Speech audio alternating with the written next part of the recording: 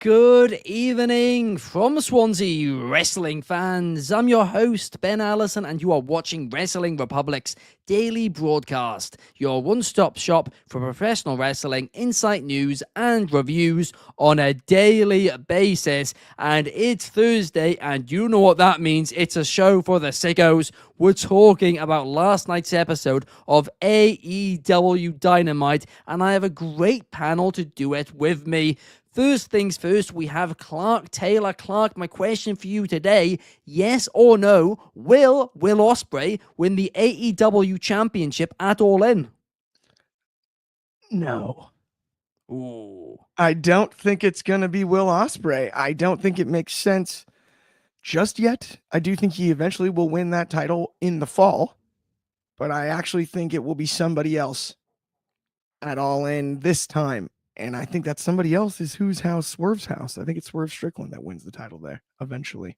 Oh, wow. My name's a bit different. I'm going with Hangman Page. I'm a Hangman guy. I think it makes sense for him to become the next champion from a storyline standpoint, but we'll get into that a little bit later on. Also joining us from Philadelphia, we have Josh Markowitz. Josh, my question for you is, you're in college now, you're down with the kids, you know what's cool. Is Ricochet cool?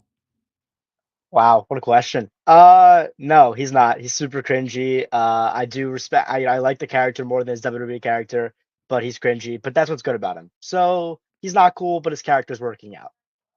Absolutely. It has kind of just hit that perfect space of being what everybody joked he was. So it annoys everybody, and they're still now trying to find a way to make fun of him. And it's like, well, you can't really, because he's already doing it. He's doing what you're saying.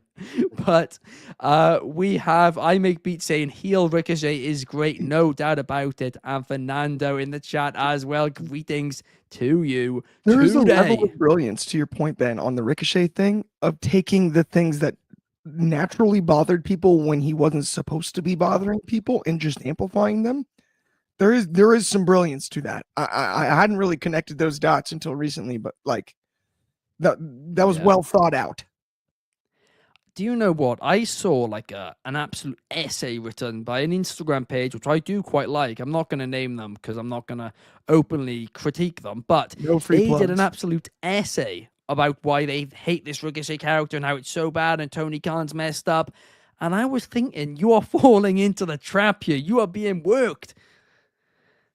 Honestly, I cannot believe it. But we are going to get straight into last night's show because firstly, the AEW International Dynasty Tournament kicked off where the winner will face Kenny Omega at the Dynasty pay-per-view. And of course, in the main event, we had Orange Cassidy versus Hechicero, which in my opinion was a really fun and enjoyable match. But was it a main event match?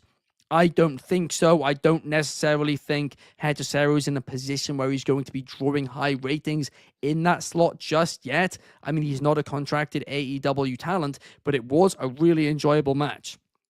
But the even more noteworthy one was the Beast Mortos had a mystery opponent, right? Little bit of a disadvantage to against him, but that's neither here nor there. But the person who it was Speedball? Yeah, that's it. Speedball Mike Bailey. Whoo! This guy, if you haven't seen him before, he is insane. I've seen him in Beyond Wrestling, TNA Wrestling, all over the world, right? And of course, for years, he couldn't get signed by a major promotion because he couldn't work in America. But those days are over. His TNA run was complete, and he signed with AEW and got a win, an impressive win yesterday. And what I was really impressed about with this debut, to be honest, is the fact there wasn't tons and tons of kickouts, right?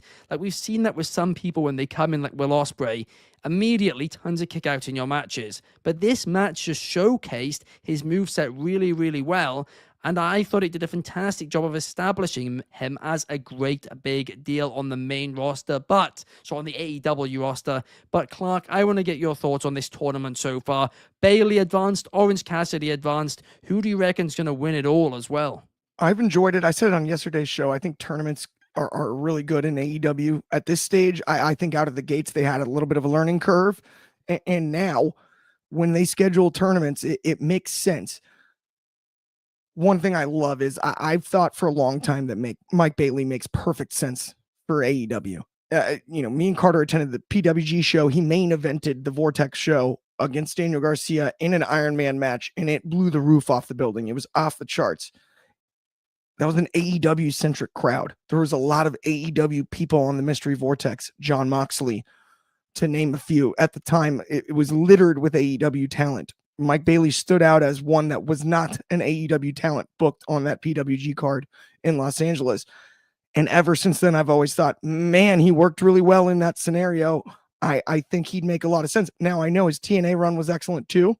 And I also know about the issues, like you previously mentioned, being able to work in America, but we're here now. It was a huge win. I like easing him sort of into it against an opponent he's actually faced in other promotions like Beast Mordos. I think that was helpful too in this regard. You mentioned the kickouts thing. I think that's a big reason we didn't have something like that. These guys are familiar with each other. They knew what they were doing. There was a clear direction throughout the match, and I thought it was executed really well. I also can't finish up before shouting out Orange Cassidy. He got the win. This guy has proved it all the time over the last few years for AEW. He's a key cog in this system, and sometimes I feel like he's still somehow overlooked. Let's not overlook him. He advances, and the right guy won that match as well. Do you think it should have been the main event, though? I didn't care too much as far as the card placement was concerned because I can't lie to y'all. I watched it in chunks. Oh, fair enough. So it's hard. Yeah, I apologize. I wish I had like a larger opinion about that, but I watched it. Yeah, I mean, it's the second week in, I think, 4 or 5 weeks now where Orange Cassidy's main evented, and he's a main eventer, to your point, Clark, right? Absolutely, right. Undoubtedly. But he's main evented again, the second time in 5 weeks against somebody who's not really a main event star. I think it was Roderick Strong before, and that was random. So I will say this. I was at the show when he started this streak of main eventing Dynamites in Oceanside with Carter, and he actually lost that match, right? But following the conclusion of the match, as the show went off the air, before we started the ROH taping, Orange Cassidy took the microphone and very quickly, it wasn't a long promo or anything, but got the crowd re-fired up, said like, it was a cool promo in the building. And I think part of this main event run is sort of Tony Khan giving him the nod for just how over he is and giving him the nod to like, hey, let's give you the ball for a bit in these main event positions to close out the show and see how that goes. I would agree it's not been perfect, but I also think there's a method to the madness here, and it's a little bit trial by error too, which isn't perfect either, but it's hard to learn if you don't mess up. So it's true, but like I said, I'm a big fan of Orange Cassidy, and undoubtedly somebody who could and should be main eventing Dynamite. But when your rosters as stacked as this, right, it should be big. And for the longest time, by the way, AEW Dynamite was always main evented by big matches, but it's just felt like, and they've all included Orange Cassidy, which is nothing against him, but it's just the fact they have random matches which are blatantly mid-card matches in the main event slot in the last few weeks. I don't get it, but it was a very good match, don't get me wrong. I think it was also an effort to really highlight the tournament itself. That was kind of the point there, was like, the tournament is the theme of this show in some ways, right? While other things of importance happened in advanced storylines, like the main theme was like, this is about this tournament, and right, wrong, or indifferent. I think that was the intention. Does that make sense? Yeah, by the way, if the Fatal 4-Way next week main events, that is 100% the right decision. That one does make sense for that to be the case. But we do have a few comments. Fernando saying it was not a main event match, but it was an excellent debut by Mike Bailey. And this could be the best tournament AEW has ever held, in his opinion. A big statement there. But Josh, I want to get your thoughts on it so far. Yeah, it's been great. I said it yesterday in the daily as well. AEW is super good at tournaments. I honestly think it's the best thing they do. The best thing they do is put out good in-ring content weekly, and there's nothing better than just throwing together. Because AEW, the best thing they can do is take two people that are don't even have a storyline, just put them one on one and have a great match. So tournaments are a great way to do that without just kind of randomly putting people in matches. Because tournaments you can put random people in matches and it actually makes sense. So yeah, AEW is great at tournaments. I do agree. I think the Continental Classic, it's probably gonna end up being better than this because it's a kind of a more complex tournament than this. But I am loving this tournament so far. Of course, you can't not love Speedball Mike Bailey. I think I saw him WrestleMania weekend this last year in a like wrestle at a church for like 100 people. So it's awesome to see him now, actually getting that step up. I think his match with Osprey on Impact is really that match. If you've never seen Will Osprey versus Mike Bailey, definitely go see it, everybody. That is an unbelievable match. That's really the match I think where he took that step up. But this was the perfect debut. Beast Mordos was the perfect opponent for him. Excuse me. I think he's gonna go into the finals. I think Speedball Mike Bailey's gonna make it to the finals. I don't think he will make it to Philadelphia. I don't think he will end up actually getting that match against Kenny Omega. I think it's a little too soon. I think maybe he'll probably lose to Ricochet in the semifinals. And this is, I love Spiel Mike Bailey, but this seems like he seems like one of those talents where this whole debut, this whole momentum he's going to get during this tournament, maybe one of the peaks of his time in AEW. And I don't know, he's just getting started, obviously, but I hate to say it, but I feel like he is going to be one of those just entertaining mid carders for AEW. AEW has a stacked roster, just like you said, Ben. There's only so many people that really actually make that big jump, and I can't see Mike Bailey actually making that big jump. I think he'll be a great mid carder. I could see them putting him in a tag team, perhaps a trios, maybe winning the belts there. But I honestly can't see him winning a singles belt, and that's nothing against him. He's a great talent, very entertaining wrestler. He's a great character, but I think the roster is too stacked right now for him to, at least right now or soon, make that really big jump and get a main event spot. He can main event Dynamite, of course, but I can't see him being anything more than an entertaining mid carder at this time. And I don't know if he'll ever rise to that top spot. And it sucks because he's great, but that's how I feel about the company and the roster and how he is. I unfortunately do agree with you there, Josh. I mean, it is one of those things, like you said, they've just got so much good talent right now, so many fantastic in-ring workers. It's amazing. But I do think that means, to your point, he's going to be a mid-carder. But I also think he probably knows that. And to be fair, he Yeah. was in a similar position in TNA as well. So I think he's aware, and I think he's going to do a great job there because those rules are also important, often Yeah. overlooked, but they are important. That is for sure. We do have a couple of comments showing. This is a good one from I Make Beats. Bailey versus Osprey is an insane match. The best Impact TV match in history. Big statement. Yeah. I mean, do you agree? It's certainly up there. I mean, we know it's been rated by the big guy for like 5.25 stars, I think they gave him. But yeah, it's an incredible match. I think I've watched it probably 3 or 4 times now. You can't not Wow. love Mike Bailey, Will Ospreay. I love it. It's two great styles that clash perfectly. In my opinion, yeah, probably is the best Impact match in TV history. I gotta agree. I haven't seen one which is better. I'll say that much. Right, Admittedly, I haven't seen every TN episode either, but right. from the stuff I've seen over the years and years, definitely the best, no doubt about that last year. An absolute banger. Yeah. But we got an interesting comment here, and that's from Fernando saying Megan Bain should get the rocket strapped to her back and have her beat Timeless Tony Storm for the championship dynasty. And that's a perfect transition into our next topic, right? Because last night, the first thing I want to talk about here is the Tony Storm and Mariah May promo package they showed. Because I watched this and I was like, I cannot believe this feud is over. I almost had a tear in my eye, Clark. I'm not going to lie to you. So good. It was unbelievable. I mean, they recapped it all so well, and I'm like, I really, really wish they main evented the pay-per-view. They deserved it, and I won't shut up about that, but it was an amazing match, an amazing story, all fantastic, but all stories have to come to an end, and it did. So what is next for Toni Storm? Well, she came out to the stage last night and cut a hell of a promo.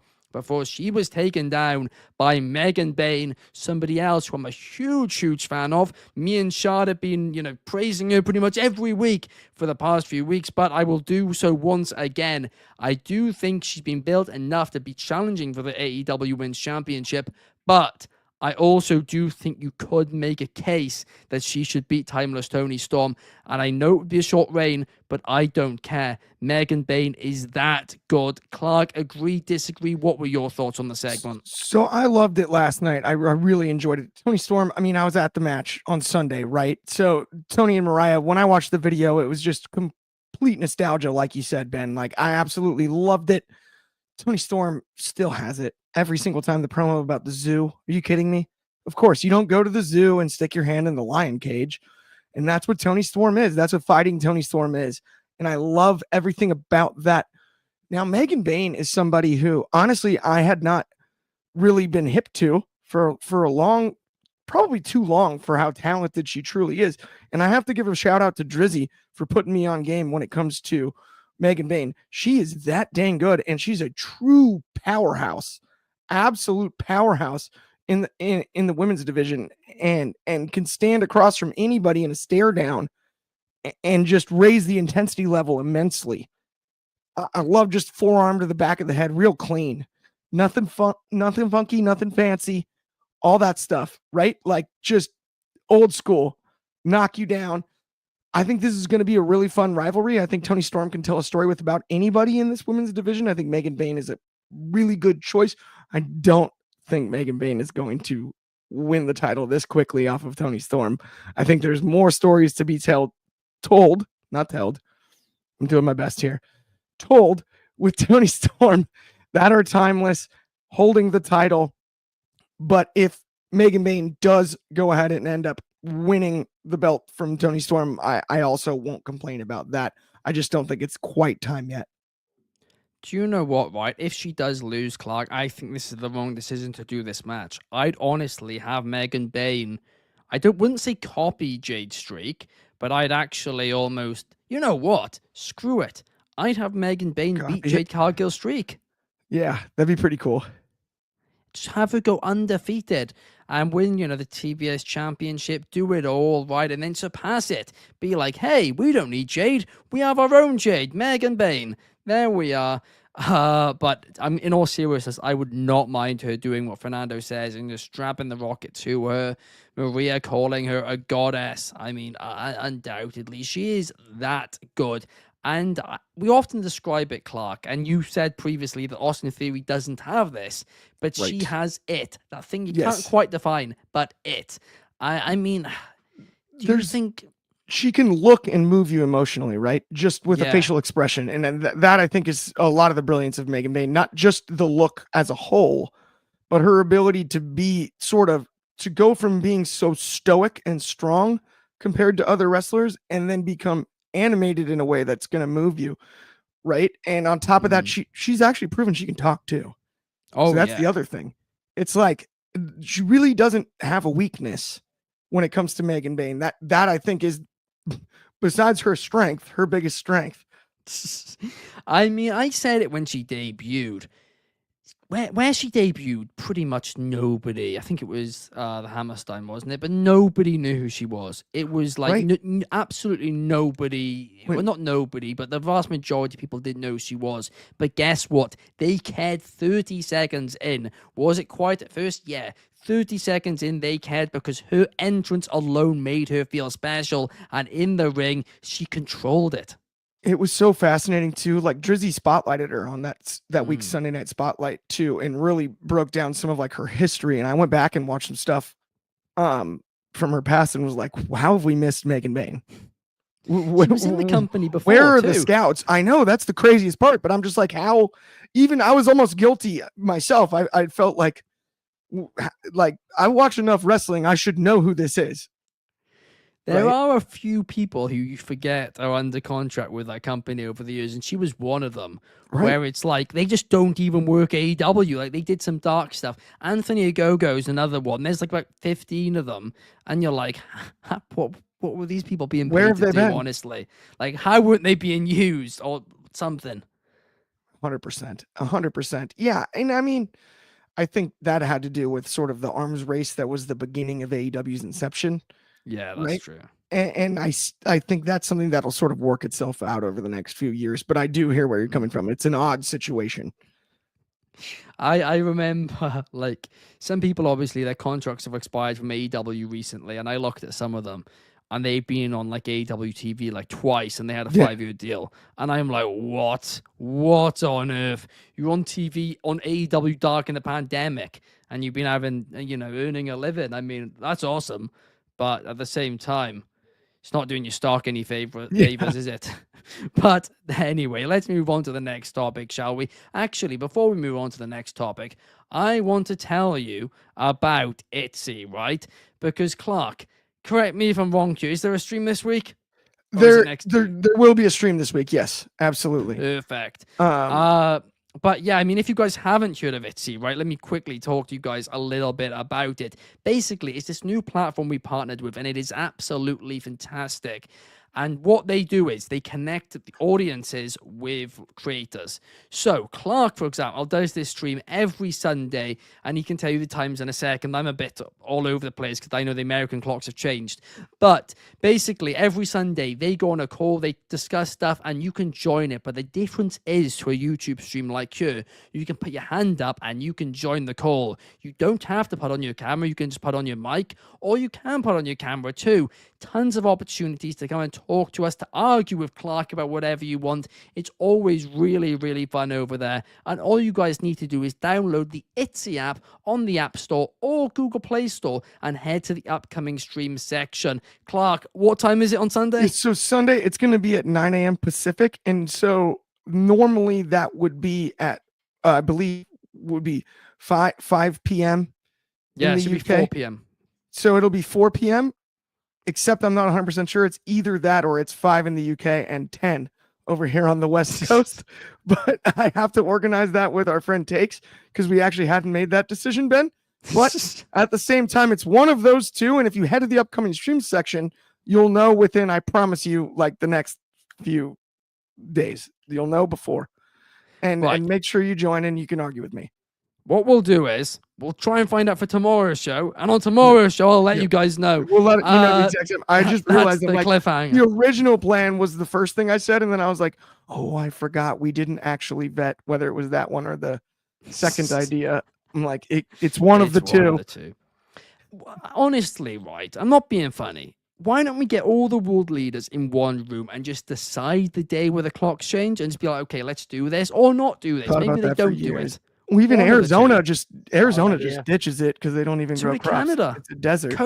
Kobe now lives in the same time zone all year, so it's even more confusing for him actually. Well, Canada though, that's just like that's an interesting place.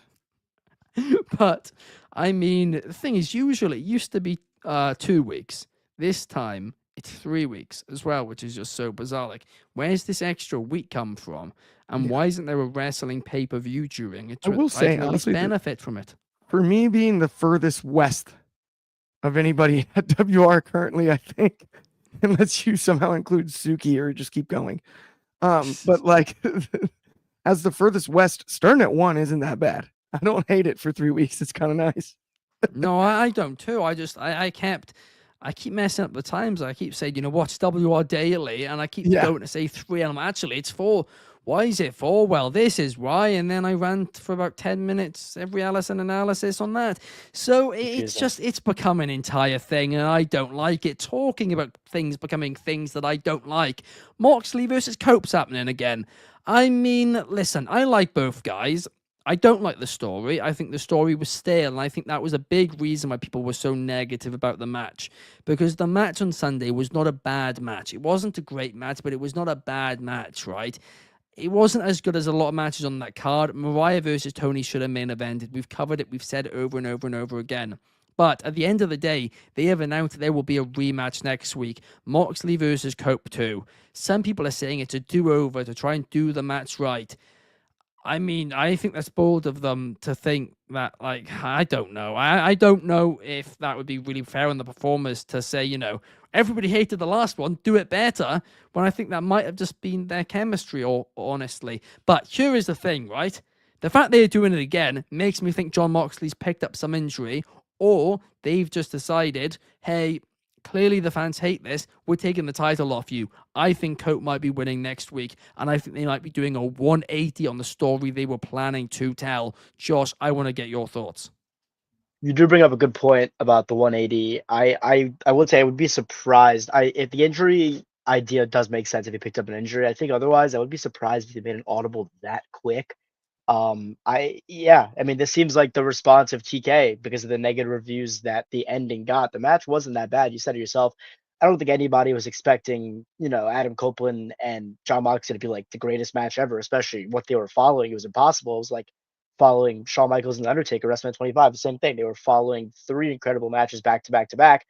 So, I think it was kind of expected, honestly. And I don't really know what to expect for this match. It's weird. I think this is just a response of the ending of Revolution being flat. I think Swerve's run definitely helped that ending.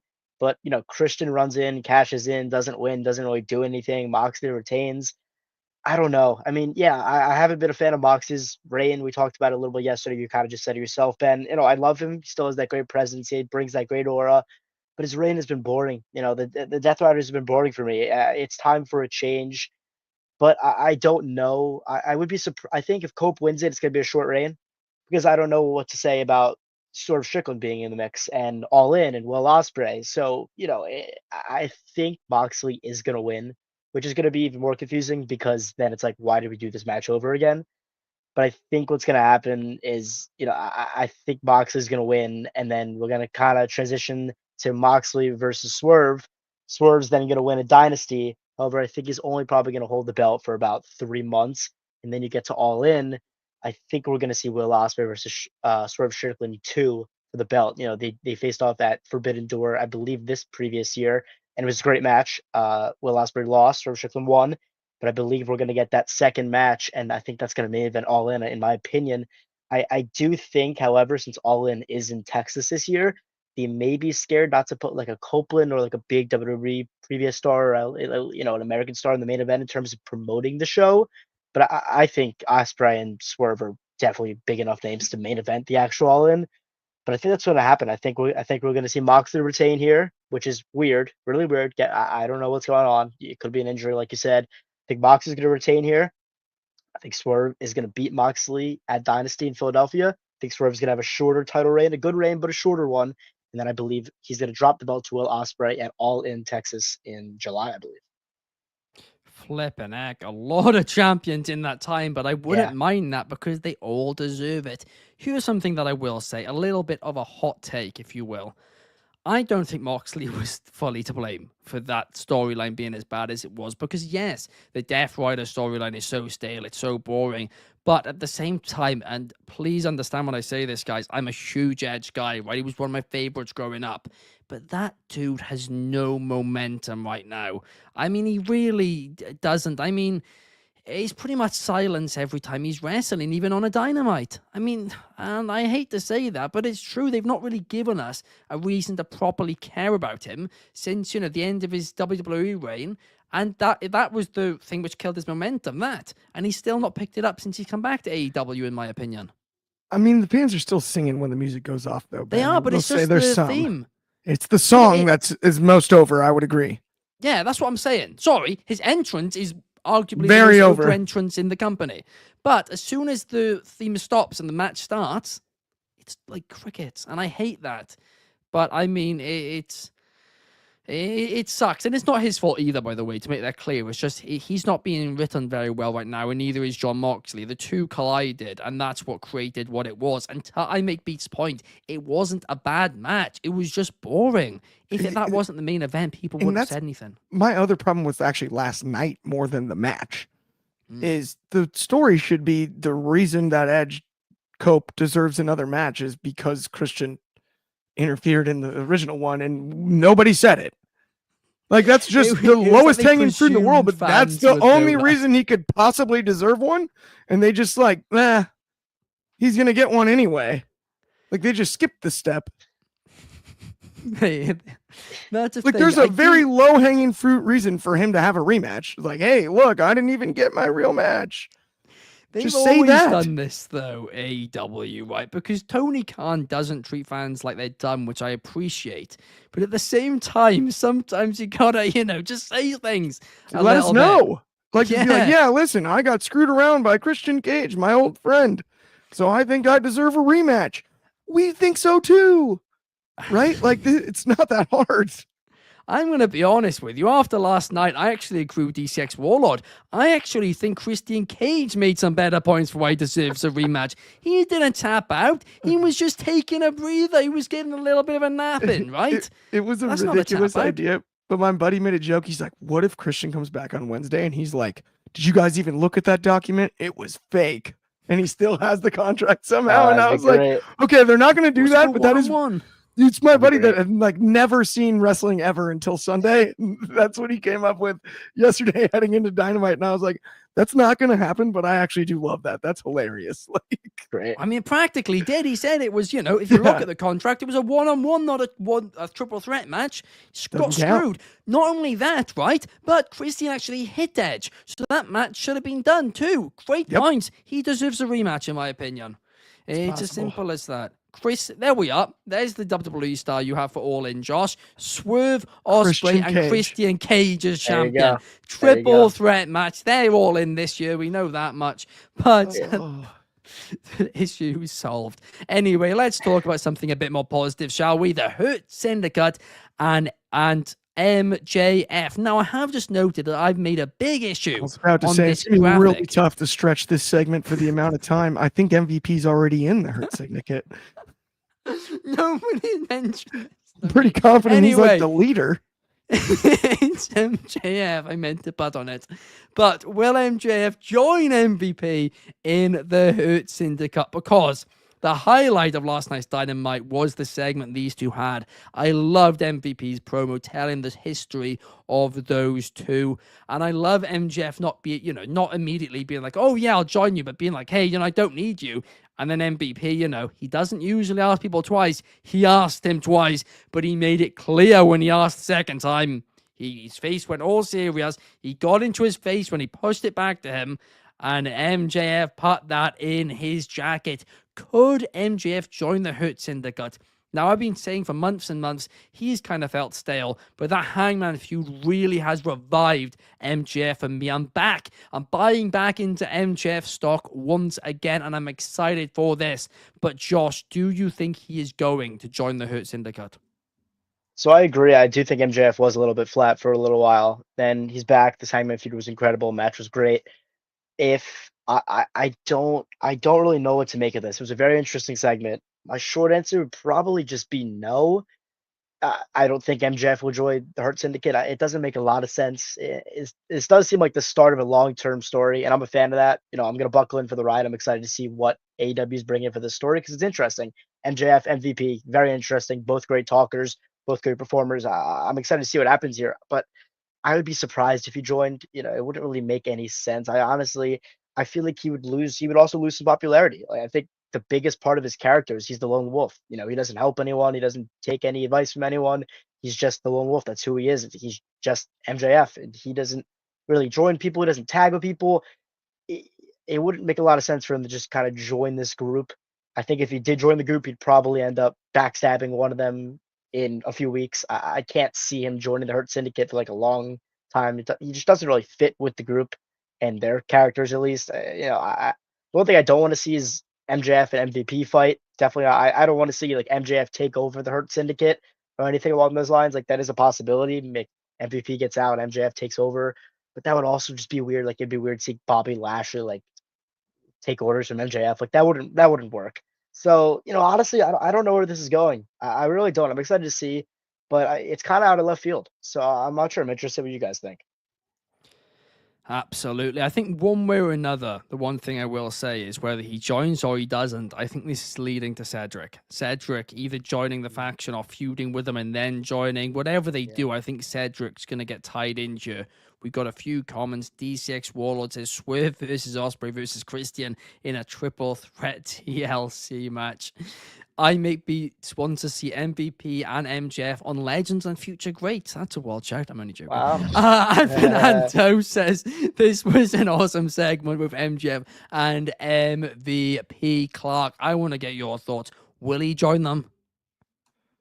So I want to make one thing clear and not to get too Animal Planet-y on us, but I'm going to go for a second. He is no lone wolf. Wolves are pack animals.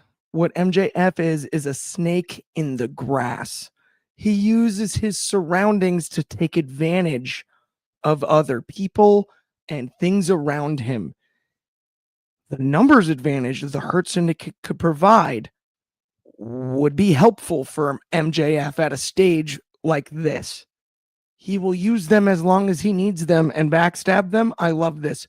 Please have MJF join the Hurt Syndicate, take advantage, continue to take advantage, and then we end up with potentially Bobby Lashley and Maxwell Jacob Friedman in what is a crazy story you can tell, where the numbers then get whittled down because everyone understands who Max really is, and you have the ultimate heel against a guy that you kind of want to beat him, right? Like at this stage, and I have no problem with that.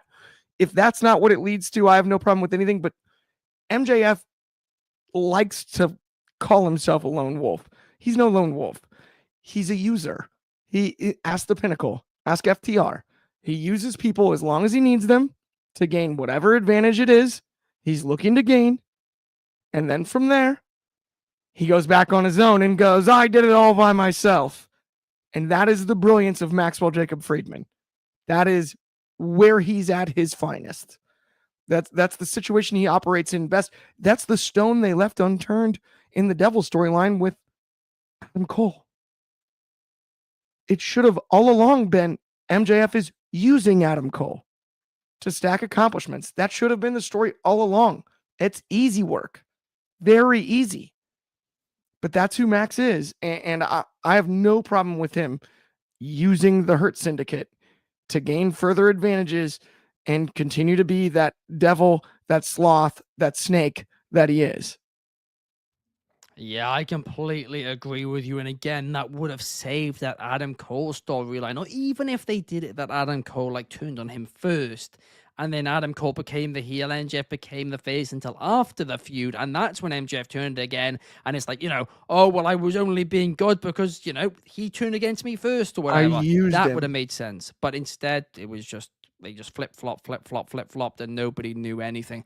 But Fernando says you were right on the money about that one. And DCX Warlord says Cedric debuting and attacking MJF will be pure cinema. Ooh, I would be all over that. Cedric Alexander, I'd love to see some knees in the back and bounce like a trampoline like that. Like old school Cedric.